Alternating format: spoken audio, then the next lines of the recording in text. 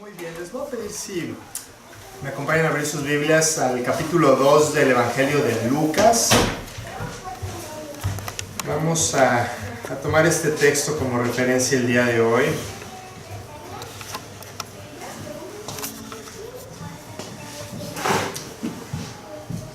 Sin duda la historia de la vida de Jesús es la historia más maravillosa jamás contada, ¿no? Todo en la Biblia apunta a Jesús, no solamente el Nuevo Testamento, y en realidad todo en esta vida apunta hacia Jesús, ¿no? Todo lo que fue creado apunta hacia Jesucristo, todo lo que a ti te pasa, la vida, la muerte de cada persona tiene que ver con Jesús, porque de tu relación con Jesús depende qué va a pasar contigo en la eternidad. Si tú tuviste una relación personal con Él, dice la Biblia que tú vas a estar eternamente con Él, si no vas a estar eternamente separado de Él.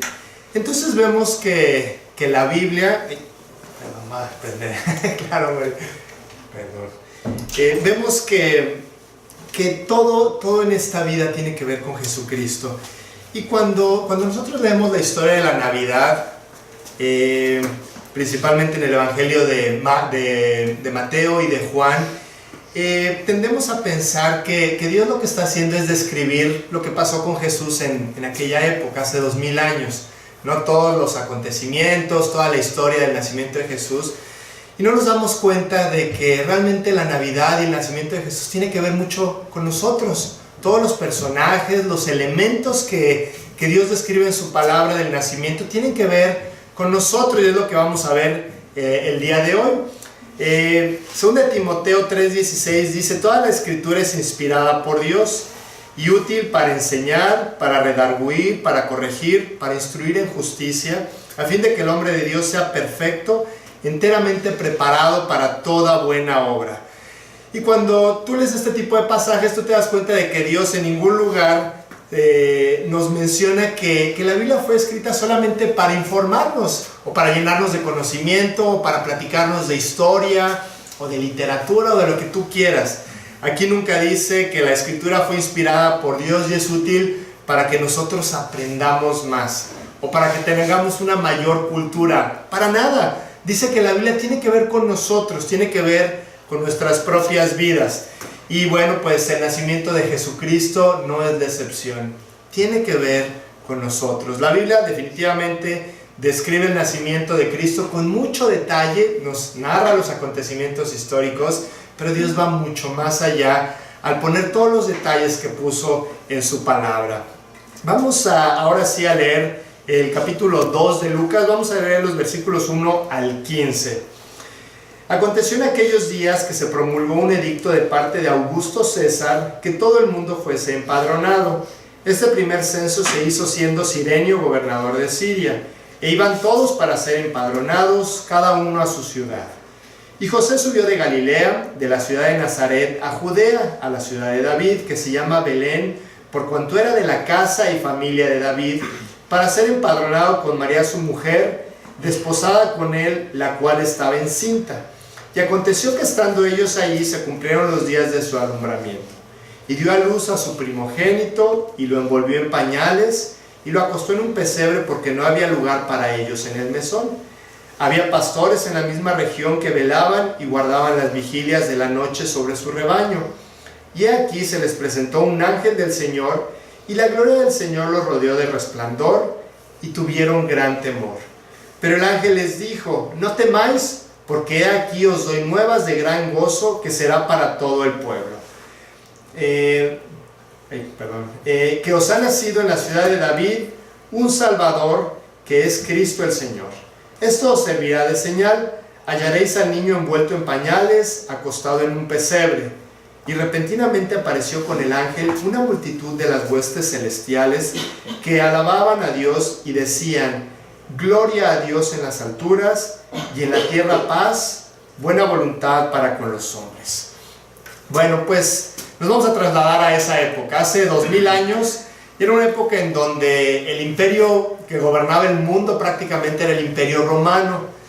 Israel en este momento está siendo gobernado por el imperio romano. Por eso vemos en los evangelios que se mencionan constantemente a César Augusto, a los centuriones, a todos estos personajes que formaban parte del Imperio Romano.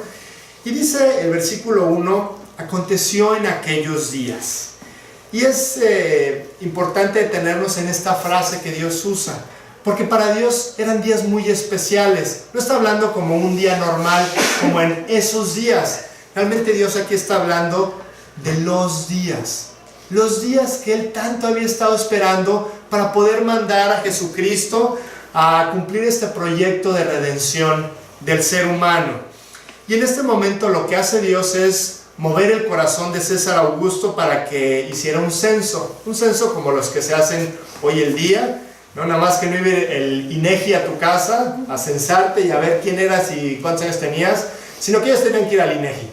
Ellos tenían que ir al pueblo de donde eran sus raíces, de donde era su casa. Y bueno, por ejemplo, si una persona había nacido en una ciudad y por azares del destino se había ido a vivir a otro lugar, por lo que tú quieras, y había tenido su descendencia en ese otro lugar, bueno, pues esa descendencia, cuando llegó el tiempo del censo, tenían que regresar a la ciudad de origen. José y María, ellos estaban en Nazaret y tuvieron que ir a Belén porque David era de la casa de David. Recordemos que la ciudad de Belén es la ciudad de David, porque él se estableció ahí y ahí empezó a formar toda su familia. Entonces José tendría que regresar ahí para el censo. Y bueno, pues aquí algo importante que Dios nos muestra es que él quería ubicarlos a todos en el lugar que les correspondía. Y si tú te das cuenta, al leer la Escritura, tú te das cuenta de que Dios quiere ubicarnos a cada uno de nosotros al lugar que nos corresponde. A ti y a mí nos corresponde un lugar junto a Dios, cerca de Él. Y todo lo que Dios mueve en nuestras vidas, no hace censos el día de hoy para esto, pero sí trae circunstancias a cada uno de nosotros para ubicarnos en el lugar correcto que nos corresponde en esta vida. La verdad es que el hombre naturalmente está muy desubicado, ¿no? Las cosas que para el hombre son muy importantes en realidad no lo son. Y las cosas que para el hombre no son tan importantes son las cosas que él debería de buscar y poner como principal objetivo en sus vidas. El hombre está desubicado y Dios definitivamente quiere ubicarnos en el lugar que nos corresponde. Nos conviene seguir a Dios, porque con Dios tú vas a estar ubicado para entender esta vida, para saber cuál es el propósito, para saber para qué estás aquí y cuál es el propósito que tiene tu vida. Si Dios no está viviendo en nosotros, definitivamente no estamos correctamente ubicados. Entonces se hace este censo. Dios, a través de las profecías, había dicho el tiempo exacto en donde Jesucristo iba a nacer. ¿Se acuerdan las profecías de Daniel de las 70 semanas? Ellos sabían exactamente el año en el que iba a nacer Jesús, también el lugar en donde nacería, iba a nacer en Belén. Y también algo que nos enseña este pasaje, algo que tiene que ver con nosotros, es que no hay coincidencias en nuestras vidas. Todo lo que pasa, todas las personas con las que tú te topas, todas las cosas que a ti te ocurren, están perfectamente planeadas por Dios. No es obra de la casualidad todo lo que nos pasa. No fue un churrazo que Jesús naciera en este lugar, en este momento, y oye, fíjate qué casualidad que se le ocurrió al César hacer un censo. No, o sea, realmente Dios había movido todas las fichas que se tenían que mover, la verdad, como lo hace en nuestras vidas. En nuestras vidas Dios va moviendo todo para que tú primero lo conozcas a Él, y ya que lo conoces, para que tu vida pueda tener un verdadero propósito, para que tú puedas ser bendecido, para que realmente le saques el jugo total a esta vida. Entonces, todas las personas en este tiempo empezaron a moverse. Imagínate, todo el mundo viajando de unas ciudades a otras, por eso ellos no encuentran lugar ahí. Bueno, se piensa esto, porque había mucha gente en esta pequeña ciudad yendo al censo que había sido ordenado por el Imperio Romano. Y lo que iban a tener que hacer ellos al llegar a este lugar era escribir su nombre en el libro del censo. Y también aquí Dios hace referencia a que hay un libro del censo espiritual. Este era un libro de censo social, ¿no? En donde iban a contar cuántas personas había, sus edades, etc. Pero la Biblia también nos habla de un libro espiritual en donde nuestros nombres tienen que ser inscritos. Apocalipsis 20:15, y el que no se halló inscrito en el libro de la vida fue lanzado al lago de fuego. Nosotros estamos en esta vida principalmente para asegurarnos de que nuestro nombre permanezca escrito en el libro de la vida. De eso depende nuestra eternidad. Y Dios quiere que lo escribamos con letras doradas, ¿no? Que permanezca ahí por siempre. Y algo que tenemos que hacer nosotros es asegurarnos de que nuestro nombre esté inscrito en este libro de la vida. Hay muchos nombres, pero hay muchos nombres que no están. De hecho, dice la Biblia que hay más nombres que no están de los que sí están, porque ancho es el camino que lleva a la perdición y angosto es el camino que lleva a la vida eterna. Bueno, y entonces, en todo este escenario que estamos viendo, aparecen varios personajes que tienen que ver con nosotros. José no solamente fue el padre terrenal de Jesús, María no solamente fue su madre, los pastores, los ángeles, los magos que vinieron, no solamente están en la escena para complementar este acontecimiento. Tiene mucho que ver con nosotros, mucho que ver, y es lo que vamos a ir platicando a partir de este momento. ¿Qué tiene que enseñarnos José? José, ¿qué tiene que ver contigo? Piensa un poquito, tú conoces la historia. ¿Qué tiene que ver José contigo? ¿Qué te quiere enseñar la vida y la forma de actuar de José en este tiempo? Bueno, en realidad tiene que ver mucho. José y María vivían desposados. Ellos estaban comprometidos, aunque todavía no estaban casados. Ellos tenían un compromiso legal, pero no tenían una unión física. Y entonces, imagínate la escena. Llega su esposa y le dice: oye José, estoy embarazada y es del Espíritu Santo, ¿no? O sea, imagínate qué pensaría José. Qué extraño, ¿no? O sea, ponte en su lugar. Pues la verdad es que había mucho lugar a dudas, ¿no? O sea, de qué habrá pasado, cómo se habrá sentido él. Seguramente decepcionado, triste, enojado, ¿no? Por lo que estaba pasando, tanto que él dice: pues la voy a dejar secretamente, no la voy a abandonar y me voy a ir, porque él pensó que algo había ocurrido con ella. Pero ¿sabes una cosa? José era justo. Era justo porque él no tenía ninguna evidencia de lo que había pasado, aunque todo hacía suponer que había pasado algo contrario a sus planes, a su compromiso. O sea, realmente él no tenía ninguna prueba de que esto había pasado. Él era una persona justa. La ley decía que cuando la mujer adulteraba, él, el hombre, la sociedad, debería de apedrearla. Legalmente podían matar a la mujer. Pero ¿sabes una cosa? Él estaba acostumbrado a hacer lo correcto. Él estaba acostumbrado a hacer lo justo. No importaba el perjuicio que esto le pudiera traer a él, el actuar de una manera correcta. Y ¿sabes una cosa? Esta es una virtud que Dios tiene que producir en nosotros. Muchas veces tratamos de darle la vuelta a las cosas para que se inclinen hacia nuestro favor, ¿no? A veces no decimos mentiras, pero tampoco decimos la verdad, ¿no? Y actuamos de una manera que no es totalmente justa, como lo está haciendo en este momento José. Dios siempre va a bendecir cuando tú actúas de esta manera. No importa si llevas perjuicio, dice el libro de Proverbios. Tú decides lo correcto, no importa si es desfavorable para ti. Otra de las cosas que también aprendemos de José es que tenía un profundo amor y cuidado por su esposa, ¿no? Y él estuvo dispuesto a pasar por alto lo que él pensaba que había ocurrido, porque el amor que él tenía por ella pudo más que su tristeza, que su enojo y todo el sentimiento que él tenía. Este amor era un amor que Dios había producido en su corazón. José era una persona que amaba a Dios y que Dios había producido estos frutos dentro de él. Y esto es un ejemplo tremendo para nosotros como líderes en la casa, ¿no? El papá, el esposo, el hombre, es el que va a dar cuentas aquel día delante de Dios por su familia, porque es la estructura que Dios puso en el hogar. No que uno sea más importante que el otro, para nada, pero tenemos roles y tenemos papeles diferentes. Y el hombre es el que un día va a llegar a dar cuentas delante de Dios, de cómo funcionó nuestra casa, cómo se siguieron los principios que se establecen en la palabra. Tú como hombre eres el encargado de que las cosas funcionen en el hogar. Es parte de nuestra descripción de puesto como esposos, ¿no? Y a este hombre, a José, le importaba mucho más la imagen de ella que lo que él estaba sufriendo y que lo que él estaba padeciendo. Y entonces dice que piensa dejarla secretamente, no quería infamarla. ¿Qué quiere decir? No quería quitarle la honra. Perdón, se me está yendo, perdón.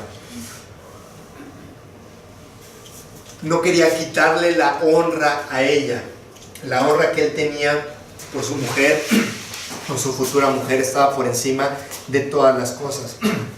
Y si tú te das cuenta, muchas veces nosotros somos los causantes de que otras personas tengan mala imagen de nuestros seres queridos, ¿no? Como cuando muchas veces pasa que las señoras se van a tomar el cafecito con las amigas y se acaban al marido, ¿no? Y es que mi marido es así, y hace esto, y ahora me salió con esto.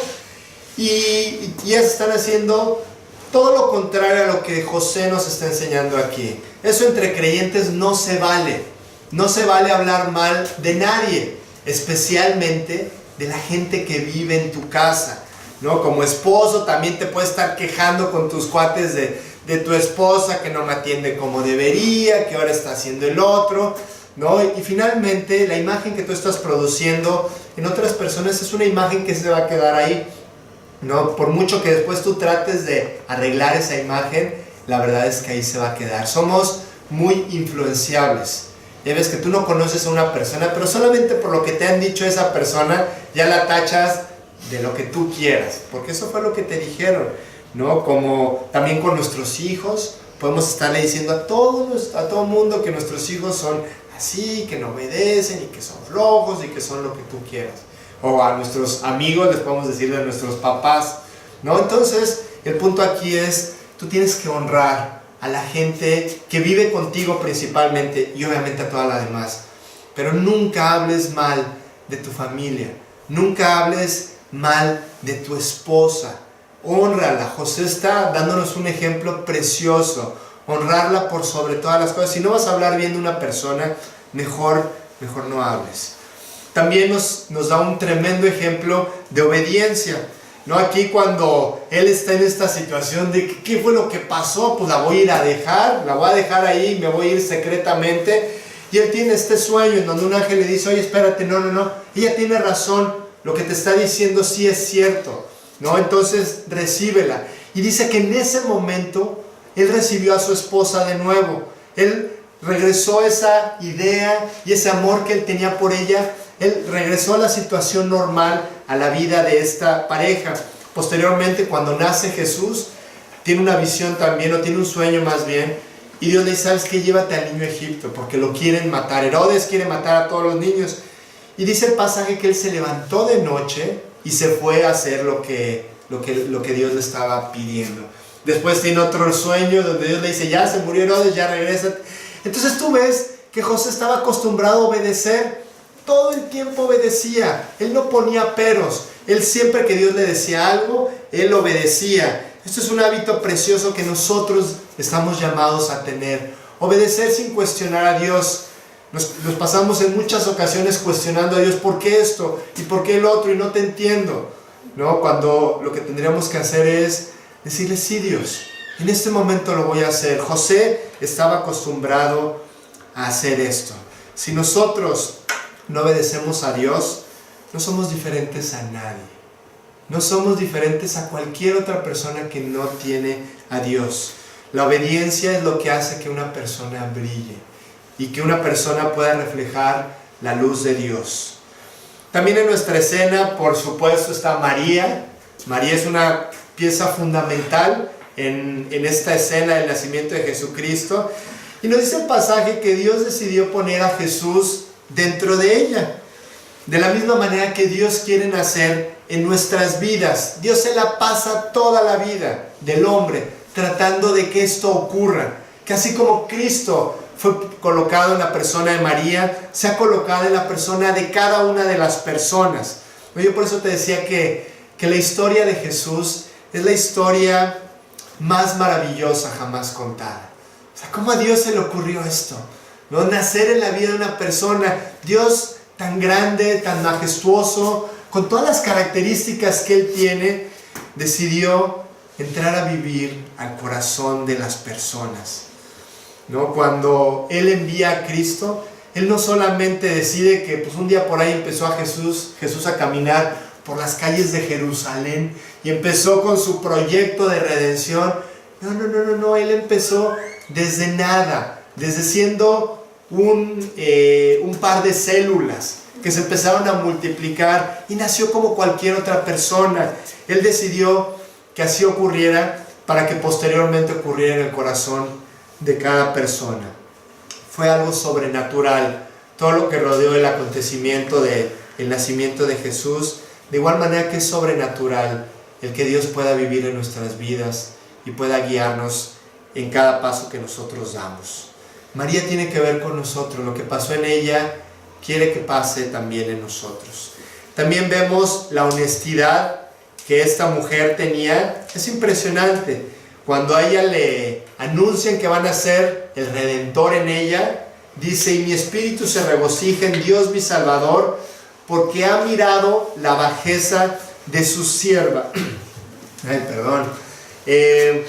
Cuando María dice esto,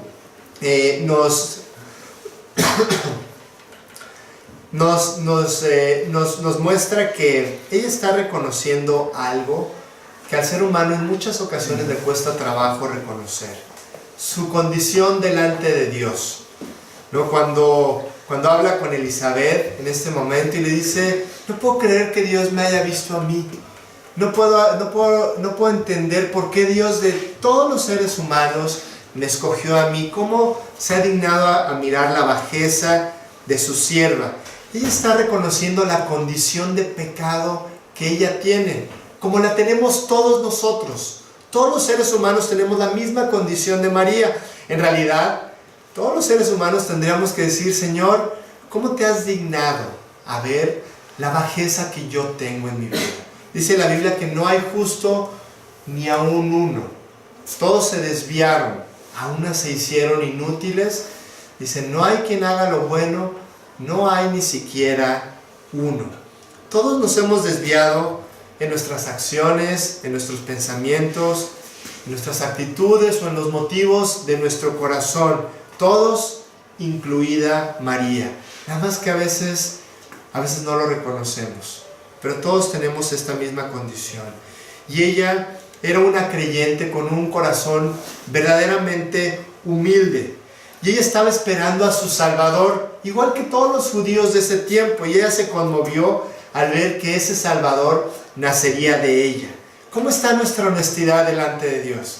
¿No? Podemos estar defendiendo nosotros nuestros argumentos, podemos estar justificando nuestra forma de actuar o de pensar, ¿no? Cuando tendríamos que ser honestos como María y decir: Señor, la verdad es que yo no tengo ninguna justificación para comportarme de la manera que lo hago o para estar actuando de esta forma. Que nuestra oración no sea solamente para pedir cosas, sino para sincerarte con Dios, reconociendo tus debilidades, reconociendo que no eres lo perfecto que a veces piensas que eres. Esta mujer también tenía miedo, ¿no? Tenía miedo mostrado en el capítulo 1 de Lucas. Mas ella, cuando vio al ángel que le estaba anunciando esto, se turbó por sus palabras y pensaba: ¿qué salutación sería esta? Entonces el ángel le dijo: María, no temas, porque has hallado gracia delante de Dios. No dice el pasaje que ella tenía mucho miedo, ¿no? Y si te fijas, cada vez que un ángel se le aparece a alguien, dice lo mismo: no temas, ¿no? Cuando se les aparece a los pastores, y en otras partes de la Biblia dice: a ver, antes que nada, tranquilízate, ¿no? Era como que parte del protocolo de saludar de los ángeles, ¿no? Porque pues estas historias es muy fácil leerlas, pero ponte en esa posición y ahorita que de repente aquí se te aparece alguien, ¿no? Que tú sabes que no es una persona, que es un ángel.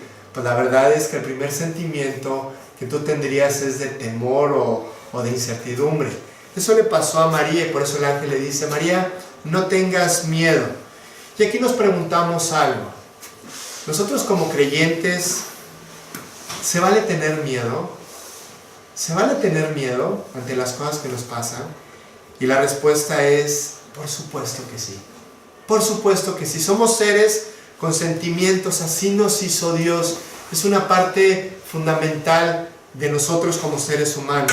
Y a veces tenemos angustia, y a veces tenemos tristeza, tenemos miedo, tenemos preocupación. ¿Y qué es lo que dice Dios en este respecto? En 2 Corintios 4, 8 y 9 dice que estamos atribulados en todo, mas no angustiados, en apuros, mas no desesperados, perseguidos, mas no desamparados, derribados, pero no destruidos. Sí se vale tener miedo. Lo que no se vale es dejarnos controlar por el miedo. Sí se vale tener tristeza, pero no se vale dejarnos controlar por esta tristeza. Que la preocupación no sea lo que nos lleve a actuar de una manera o de otra.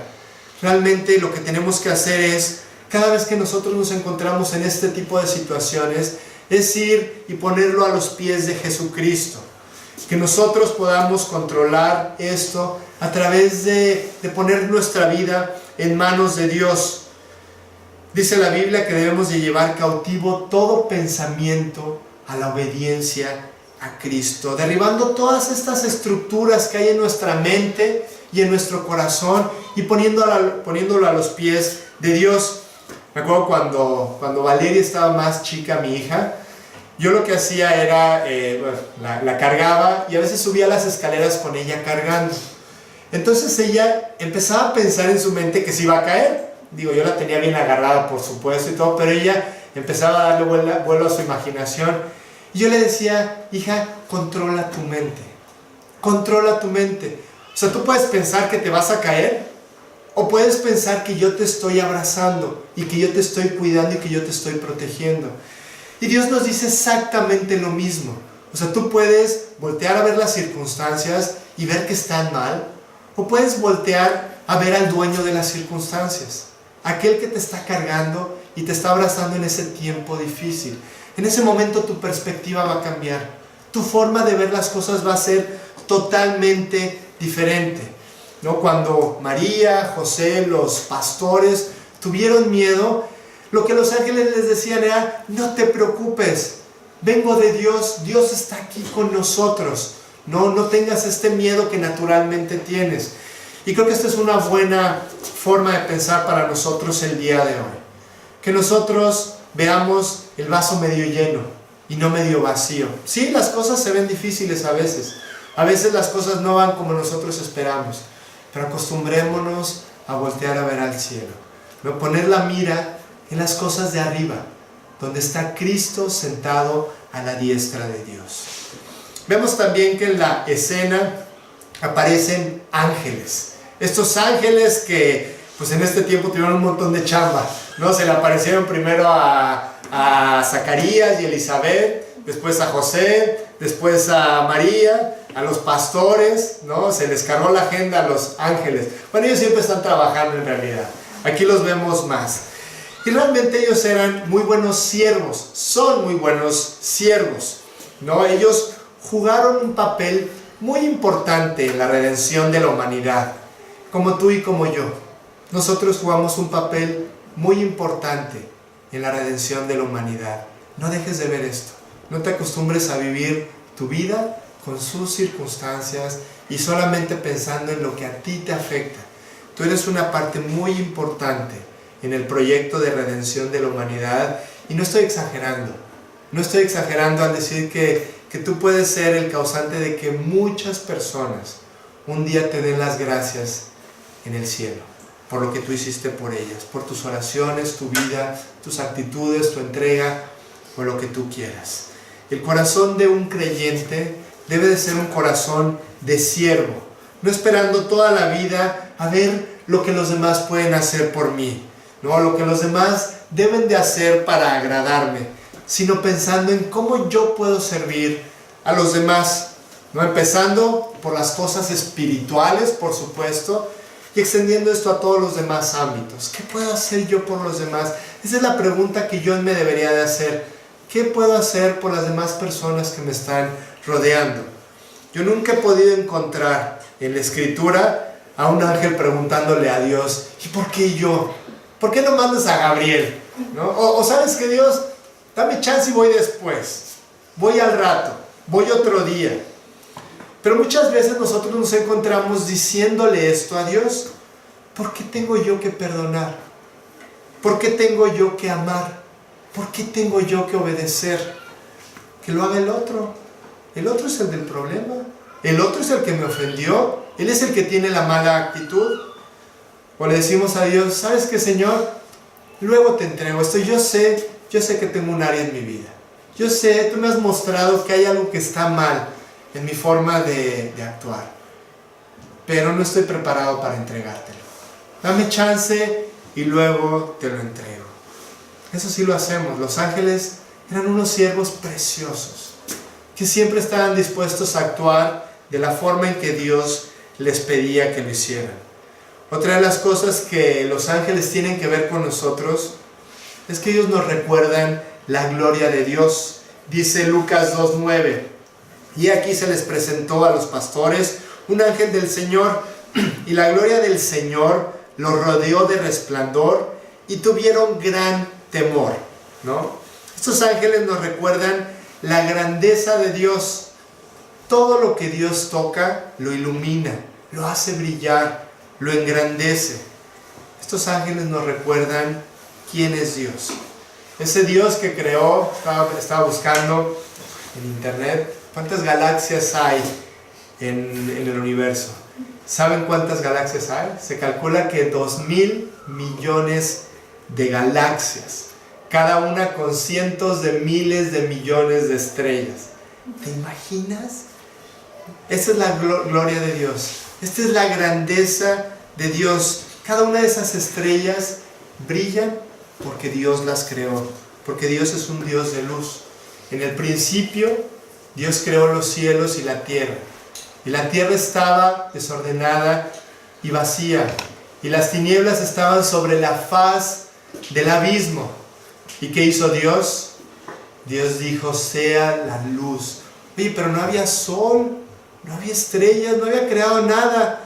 Dios dijo, sea la luz, y la luz fue hecha, ¿no? Porque Dios es un Dios de luz. Él estaba iluminando el universo como ilumina la vida de cada persona que pone su confianza en Él. Esto es lo que nos recuerdan los ángeles. El poder, la grandeza de Dios. Yo te quiero recordar hoy que ese Dios tan grande está dispuesto a morar en nuestras vidas y transformarla de una manera que no nos podemos imaginar. Si pudo hacer todo lo que vemos, ¿tú crees que no te puede ayudar con ese problema que tú tienes? Yo sé que son problemas muy grandes los que a veces tenemos, ¿no? Somos seres humanos y la verdad es que ves que los problemas pensamos que nos rebasan. Pero ¿tú crees que Dios no puede poner las cosas en orden? Si tú pones tu confianza en Él, Dios hizo todo.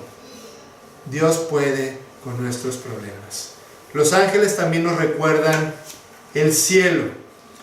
Versículo 15. Sucedió que cuando los ángeles se fueron de ellos al cielo, los pastores se dijeron unos a otros, pasemos pues hasta Belén y veamos esto que ha sucedido y que el Señor nos ha manifestado. Estaban los ángeles en la tierra y dice que se fueron al cielo y los pastores aquí se quedaron. Dios nos habla aquí de los dos ámbitos, el ámbito terrestre y el ámbito eterno, el ámbito del cielo. Y la vida sin duda es difícil, pero nuestro motor debe de ser el saber que vamos camino al cielo. Para allá vamos. Hoy Dios nos quiere también recordar esto. Todo hace sentido cuando nosotros recordamos que Jesucristo fue a preparar morada para nosotros en la eternidad. Estos ángeles estuvieron por un tiempo en el mundo y después se fueron al cielo a ver a Dios con sus propios ojos. Mismo suceso que nos va a acontecer a todos aquellos que confiamos en Jesucristo. Vivimos en la tierra y estamos aquí viendo todas las cosas que que se ven con nuestros ojos y se tocan con nuestras manos, pero un día vamos a ser igual que los ángeles. Vamos a ir a la eternidad con Dios. Jesucristo, cuando les explicaba un poquito acerca del cielo a los religiosos que llegaban con él, decían: oye Jesús, ¿y cómo va a estar la cosa ahí en el cielo del matrimonio? De ¿se van a casar? ¿No se van a casar? ¿Cómo va a estar? Y él decía: en el cielo ni se casarán ni se darán en casamiento, sino que serán como los ángeles que están en el cielo. No, las personas vamos a ser como ángeles, no sabemos exactamente cómo, pero lo mismo que vimos en estos personajes en la historia de la Natividad, lo mismo lo vamos a ver en nuestra propia vida. Un tiempo viviendo aquí, experimentando un montón de cosas, pero un tiempo mucho más largo en la eternidad con Dios. Los ángeles nos recuerdan nuestra condición eterna. Ahorita estamos en nuestra condición temporal, pero un día vamos sin duda a llegar a nuestra condición eterna. Ahorita somos extranjeros y peregrinos, dice el pasaje. Finalmente, nuestros penúltimos personajes son los magos. Los magos, ¿sabes qué? Si quieres darme un minutito, todavía me falta otro poquito. Perdón, yo ahorita te digo. Vamos a platicar de los magos, estos magos que vinieron a visitar a Jesucristo. Dice ahora en Mateo 2, 1 y 2: cuando Jesús nació en Belén de Judea, en días del rey Herodes, vinieron del oriente a Jerusalén unos magos diciendo: ¿dónde está el rey de los judíos que ha nacido? Porque su estrella hemos visto en el oriente y venimos a adorarle. Y versículos 11 y 12: y al entrar en la casa vieron al niño con su madre María, y postrándose lo adoraron, y abriendo sus tesoros le ofrecieron presentes, oro, incienso y mirra. Pero siendo avisados por revelación en sueños que no volviesen a Herodes, regresaron a su tierra por otro camino. Se les decía magos a estas personas porque ellos venían de Babilonia, de una casta llamada los Magoi, y eran personas que eran creyentes. Ellos conocían las escrituras, ellos sabían cuándo iban a ser Jesús. Ellos eran personas que vienen desde más o menos 480 años atrás, este grupo de astrónomos. Y el jefe de ellos por un tiempo fue el profeta Daniel. Daniel hizo la profecía de las 70 semanas. Y él dijo: a partir de la orden en que se restaure Jerusalén hasta que venga el Mesías, van a pasar 69 semanas de años. Es decir, 483 años. Entonces ellos sabían esto. Ellos eran creyentes que seguían las escrituras. Al mismo tiempo eran astrónomos, ¿no? Que estaban pues viendo todo el movimiento que había. Y en este momento ellos pues deciden ir a seguir esa estrella, a buscar al Mesías, que ellos sabían en dónde iban a ser, porque ellos también sabían que iban a ser en Belén. Ellos encontraron a Jesús porque lo estaban buscando. Dice Jesús: si tú me buscas, me vas a hallar, porque me vas a buscar de todo tu corazón. Estos hombres, con todo su corazón, estaban buscando a Jesucristo. Su vida nos habla de la fe que nosotros debemos de tener. Ellos salieron buscando por fe a este Mesías que iban a ser. Ellos viajaron aproximadamente 1000 kilómetros. Se cree que viajaron alrededor de 11 meses. Imagínate, 11 meses por fe, sin saber si realmente iban a encontrar lo que estaban buscando. Y después pues tenían que regresar otros 11 meses. Pues imagínate, 2 años de tu vida solamente por fe, pensando en que ibas a encontrar eso en lo que tú creías. Y ellos viajaban por ese camino, como dice la Biblia, solamente con una lámpara que iba alumbrando sus pies. Dice la Biblia que la misma escritura es como lámpara a nuestros pies. Ellos no conocían el desenlace, ellos solamente sabían el siguiente paso que tenían que dar. La lámpara alumbra solamente un pequeño radio alrededor de nosotros, ¿no? Tú cuando estás en la oscuridad no quieres alumbrarte para abajo, quieres alumbrarte para el frente, a ver qué hay allá, qué sigue, qué termina esto, ¿no? Ellos tenían solamente la lámpara de la fe que les decía: da un paso más, y da otro paso más, y da otro paso más. Y esa fe los llevó a un desenlace impresionante. Pudieron conocer al Mesías. La vida de estos hombres nos habla de la fe que tú y yo tenemos que tener. En esta vida así vamos, no sabemos el desenlace. Ojalá lo supiéramos, nos encantaría tenerlo, pero si tú supieras el desenlace, no tendrías que depender de Dios. Entonces muchas veces no nos muestra el desenlace para que nosotros pongamos nuestra confianza en Él. También estos hombres llevaron regalos que también nos hablan mucho a nosotros como hijos de Dios. Ellos llevaron oro.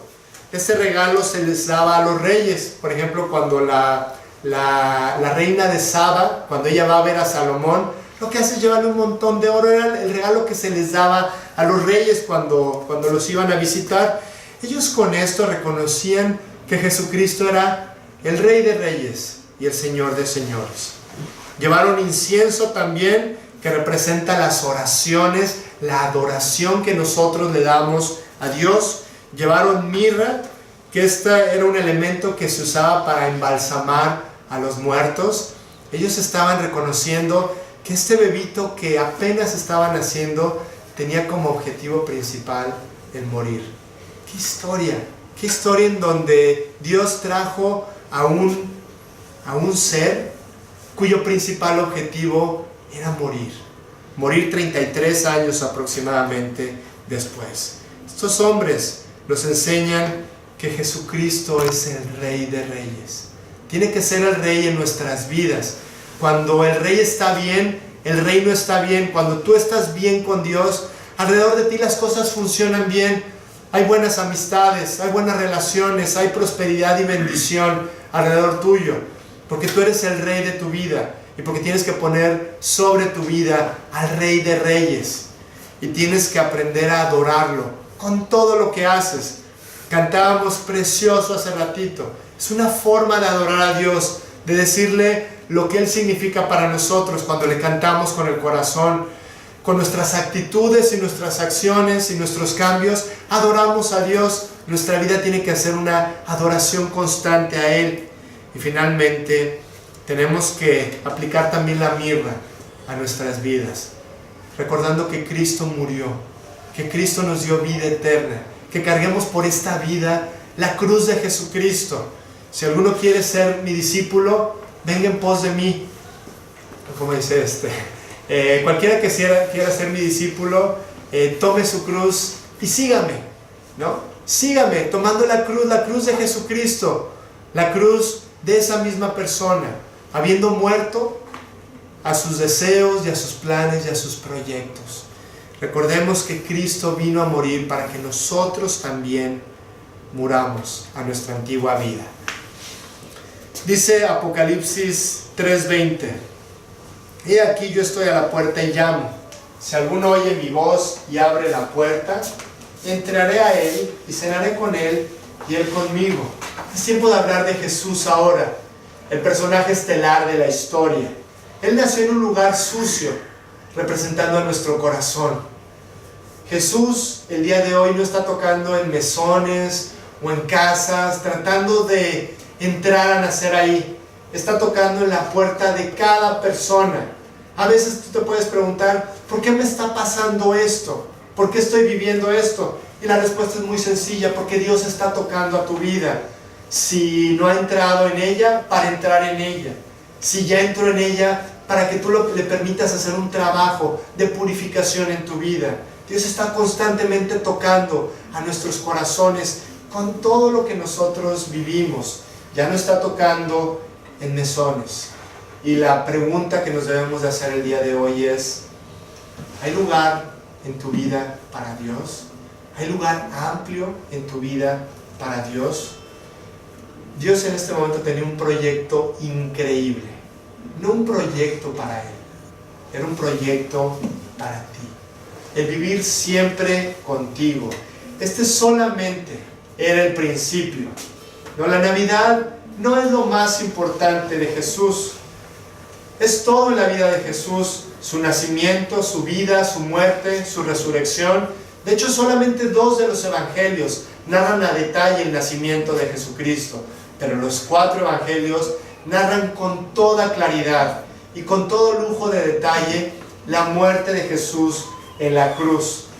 Tú y yo deberíamos de celebrar la vida de Jesucristo cada día, haciendo una entrega completa de nosotros, obedeciendo en todo, orando sin cesar, estando siempre gozosos, sin apartarnos de este libro de la ley cada día, meditando en él día y noche. Esta es la forma de celebrar verdaderamente la vida de Jesucristo. El motivo de la Navidad eres tú. El motivo de la Navidad soy yo. Tanto le importas a Dios que decidió venir a rescatarte. Y hoy lo recordamos y hoy lo celebramos. Tenemos un Salvador que nació hace 2000 años y que está vivo el día de hoy, transformando corazones, rompiendo cadenas, cambiando vidas que le permiten hacerlo. Hoy es un día realmente para celebrar y para corresponder a su amor y a su llamado a servirlo. Esa es la forma de celebrar el nacimiento de Jesucristo. ¿Debemos de celebrar hoy la Navidad? Por supuesto que sí, pero no la dejes de celebrar mañana y no la dejes de celebrar pasado mañana, y cada día recordando la grandeza de Dios y el amor de Jesucristo por nosotros. Esta historia apenas empezaba, fue una historia increíble, increíble, la más maravillosa jamás contada, que terminaría unos años más tarde en la cruz del Calvario. Vamos a ponernos de pie, por favor. Señor, te damos muchas gracias, Padre, por la oportunidad que hoy nos das de recordar tu nacimiento, Dios. Gracias porque decidiste tomar un cuerpo humano y venir a pagar de esta forma por nosotros, por amor a cada uno de los que estamos aquí, Señor. Gracias, hoy lo recordamos, Dios, hoy lo celebramos. Y ayúdanos, Dios, a recordar lo que tú viniste a hacer aquí cada día de nuestra vida, Dios. Que no haya día que no recordemos tu nombre, que no recordemos tu sacrificio y tu amor por nosotros, Dios. Danos vidas entregadas, danos vidas llenas de ti, Señor. Y te damos muchas gracias, Padre, también por este año que tú nos permites terminar. Ha sido un año increíble, Señor. Gracias por todas las circunstancias que tú permitiste, Señor. Gracias por caminar con nosotros a cada paso, Dios, mostrándonos que ahí estás. Gracias, Señor, porque tú eres nuestra fortaleza y nuestra confianza. Y sabemos, Señor, que lo mejor siempre viene en el futuro, Dios. Gracias por cuidar de nuestras vidas. Gracias por cuidar de nuestra iglesia. Te pedimos, Dios, que el próximo año también sea extraordinario, Dios. Que tú nos ayudes a corresponder al amor que tú nos tienes, que nos ayudes a crecer en nuestra fe hacia ti, y que tú bendigas la vida de cada uno de los que estamos aquí, Señor, de nuestras familias, de nuestros amigos y de la gente que hoy no pudo venir a la reunión, Dios. Gracias, Padre, te damos una vez más por ser un Dios extraordinario, Dios, un Dios precioso que nos ama y nos bendice constantemente. Llévanos con bien a casa hoy y pues llévanos a poder celebrar y disfrutar de este día tan especial, Dios. En nombre de Jesús es en quien te pedimos todas estas cosas.